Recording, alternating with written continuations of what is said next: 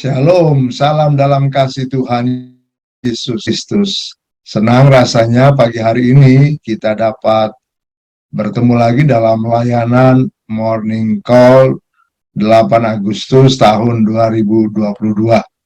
Mari sahabat GPIB kita satu di dalam doa sebelum kita membaca dan merenungkan firman Tuhan. Kita berdoa. Bapa di dalam kasih Tuhan Yesus, mengucap syukur kami untuk pagi hari pemberian-Mu dan untuk banyak hal yang nanti akan kami kerjakan. Kami memohon bimbingan Tuhan lewat firman dan juga kuasa Roh-Mu yang kudus. Ajarilah kami kehendak-Mu ya Allah, sehingga sepanjang hari ini kami mampu menjadi pemimpin-pemimpin rohani yang berkenan di hadapan-Mu. Demi kasih Tuhan Yesus, kami berdoa. Amin. Saudara-saudara, dalam kasih Tuhan, bagian Alkitab pagi hari ini yang akan menjadi bacaan Alkitab kita terambil dari Hakim-Hakim, pasalnya yang kedua, dan secara khusus pada ayat 1 sampai dengan 5, yang berkata sebagai berikut. Lalu malaikat Tuhan pergi dari Gilgal ke Bokhim dan berfirman, telah kutuntun kamu keluar dari Mesir dan kubawa ke negeri yang kujanjikan dengan bersumpah kepada nenek moyangmu. Dan aku telah berfirman, aku tidak akan membatalkan perjanjianku dengan kamu untuk selama-lamanya. Tetapi janganlah kamu mengikat perjanjian dengan penduduk negeri ini. Mesbah mereka haruslah kamu robohkan, tetapi kamu tidak mendengarkan firman-Ku, mengapa kamu perbuat demikian? Lagi aku telah berfirman, aku tidak akan menghalau orang-orang itu dari depanmu, tetapi mereka akan menjadi musuhmu, dan segala Allah mereka akan menjadi jerat bagimu. Setelah malaikat Tuhan mengucapkan firman itu kepada seluruh Israel, menangislah bangsa itu dengan keras, maka tempat itu dinamai Bokhim. Lalu mereka mempersembahkan korban di sana kepada Tuhan. Saudara yang dikasihi Tuhan, pada satu kesempatan Ratu Elizabeth menyampaikan sebuah pidato yang kuat tentang pentingnya gereja menghadapi tantangan yang besar untuk melayani mereka yang berada dalam penderitaan, konflik, dan trauma. Antara tanggal 26 Juli sampai dengan 8 Agustus 2022, Gereja Anglikan Inggris menggelar konferensi terkait dengan lingkungan hidup.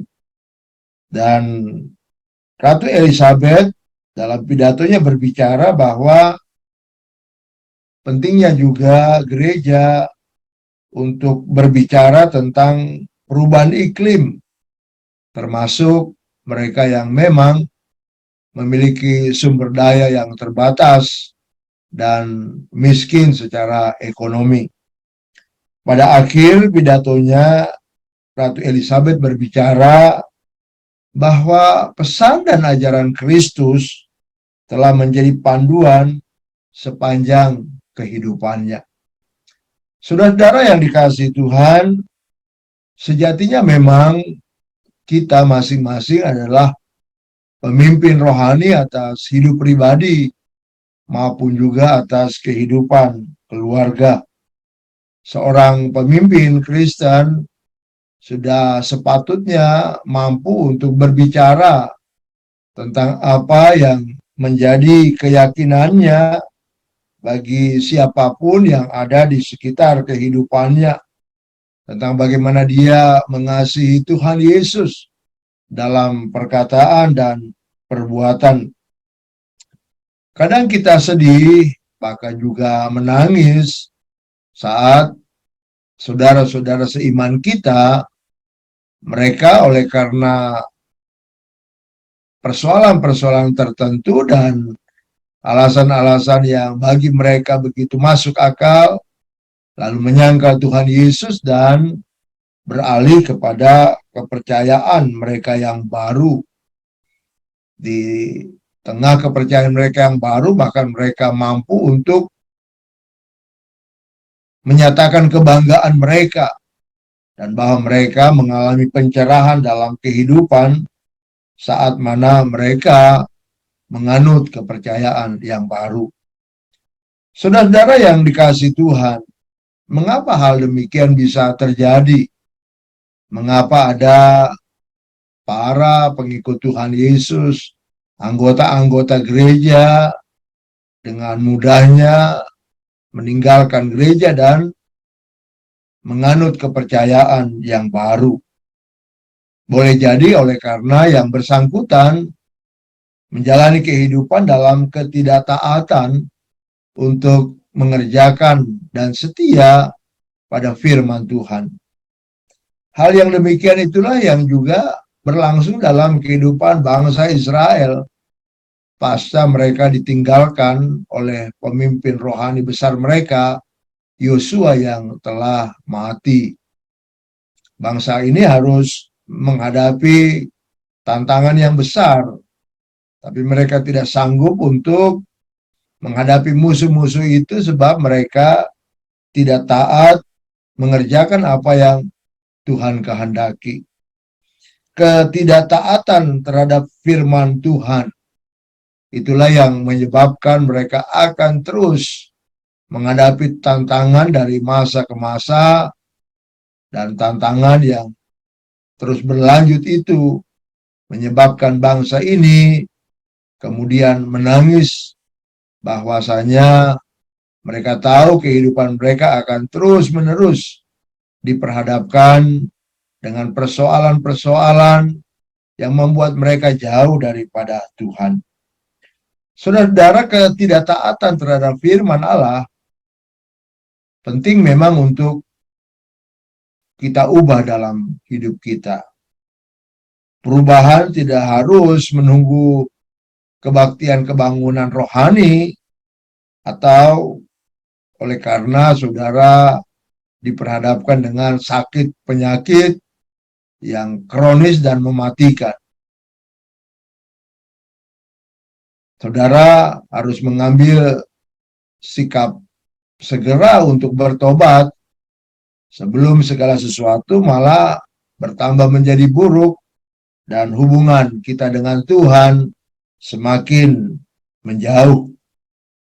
Di sini kita perlu benar-benar mengasihi Tuhan Yesus supaya kita tidak menjadi alat kuasa kegelapan. Pentingnya memang kita mengambil bagian untuk menjadikan firman Tuhan sebagai pedoman dalam kehidupan kita. Untuk membaca Alkitab, jika saudara tidak sanggup membaca secara pribadi, terlibatlah dalam komunitas baca Alkitab supaya saudara dikuatkan, saudara diingatkan, saudara ditolong, saudara benar-benar menjadi terus-menerus dipimpin oleh firman Tuhan ketika saudara ada dalam lingkaran persekutuan orang-orang yang mengasihi Tuhan Yesus. Mari segera kita bertindak untuk memastikan bahwa hari ini kita hidup seturut dengan firman Allah. Mari kita berhenti untuk berbuat yang jahat. Lepaskan segala kuasa kegelapan. Dan tentu bukan oleh karena tidak bisa dilepaskan, tetapi karena hati kita memang yang masih meragukan kasih Tuhan Yesus. Hati kita yang masih terpikat pada kesenangan-kesenangan dunia. Mari ibu bapak saudara-saudara, jangan kita jalani kehidupan ini dengan tangisan yang sebenarnya bisa kita cegah sejak hari ini. Kalau kita benar-benar mengasihi Tuhan Yesus, maka firman Tuhan sungguh menjadi terang dan juga pedoman dalam kehidupan kita, dan kita mampu untuk menjadi berkat bagi seisi keluarga kita, bagi rekan-rekan kantor kita, bagi teman-teman yang menjadi bagian dari mitra usaha kita, bahkan juga sebagai pelayan-pelayan Tuhan di tengah kehidupan persekutuan. Tuhan akan senantiasa memberkati saudara selama saudara hidup bersama dengan Tuhan Yesus dan dengan taat menjalani firman-Nya. Amin. Mari saudaraku, kita satu dalam doa. Bapa di dalam kasih Tuhan Yesus, bimbinglah kami dengan Roh-Mu yang kudus, agar firman-Mu menjadi panduan dalam kehidupan kami, sehingga sungguh-sungguh kehidupan kami menjadi berkat bagi sesama, bagi pekerjaan Tuhan, bahkan bagi orang-orang lain yang belum mengenal Tuhan kami Yesus.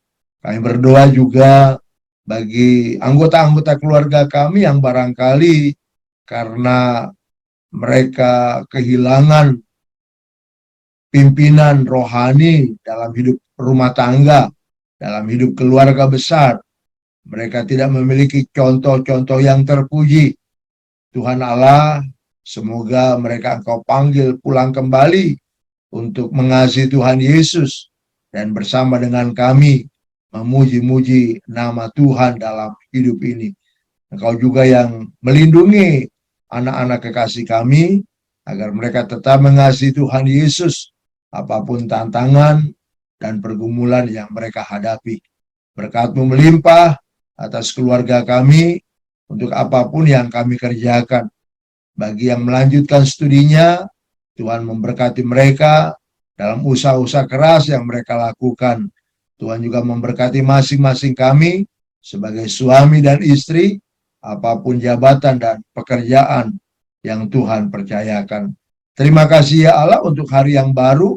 Kami akan cakap menanggung segala perkara di hari ini, sebab nama Tuhan Yesus menjadi segala-galanya dalam hidup kami. Terpuji nama-Mu ya Allah. Amin. Sahabat GPIB, saya Pendeta Stephen Sihombing dari Jemaat GPIB Bethesda Jakarta Pusat menyampaikan ucapan syukur untuk segala kebaikan Tuhan yang menyertai kehidupan kita sampai hari ini. Tuhan akan selalu memberkati Bapak Ibu Saudaraku ketika kita boleh menjalani hidup ini dalam pengharapan kepada Tuhan Yesus. Selamat pagi, selamat beraktivitas. Tuhan memberkati.